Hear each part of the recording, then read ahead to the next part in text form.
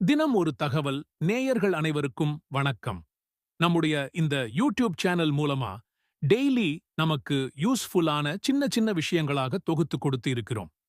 இன்னைக்கான தகவல் உணவே மருந்து பகுதியில டெய்லி யூஸ் பண்ற காய்கறி ஒன்றை பார்க்கலாம்.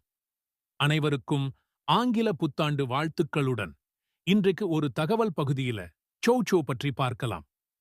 பார்ப்பதற்கு பச்சை கலர்ல உருளை கிழங்கு மாதிரி இருக்கிற இந்த சௌசௌல அதிகமான அளவுல நீர் சத்து இருக்கிறதால கர்ப்பமான பெண்கள் சாப்பிட்டா கர்ப்ப காலத்துல ஏற்படுற கால் வீக்கங்களை கட்டுப்படுத்துகிறது.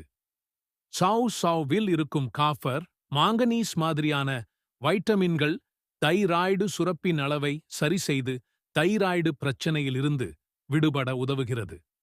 இதில் இருக்கும் ஆன்டி ஆக்சிடென்ட் தேவையற்ற கொழுப்புகளை, குறிப்பாக வயிறு மற்றும் இடுப்பு பகுதிகளில் உள்ள தேவையற்ற அதிகப்படியான கொழுப்புகளை குறைத்து உடல் எடையை சமநிலையில் வைக்கிறது. சூப் இதற்கு மிகவும் முக்கியமானதாக உள்ளது. மலச்சிக்கல் உடலில் ஏற்படும் நோய்களுக்கு முக்கிய காரணியாக இருக்கிறது.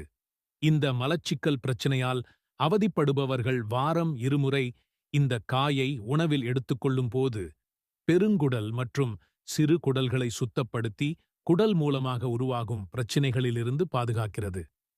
சௌசௌவில் காணப்படும் வைட்டமின்கள் புற்றுநோய் தடுப்பியாக செயல்படுவதால் இதை உணவில் பயன்படுத்துவதன் மூலம் புற்றுநோய் ஏற்படுவதற்கான சாத்திய கூறுகளை குறைக்கிறது.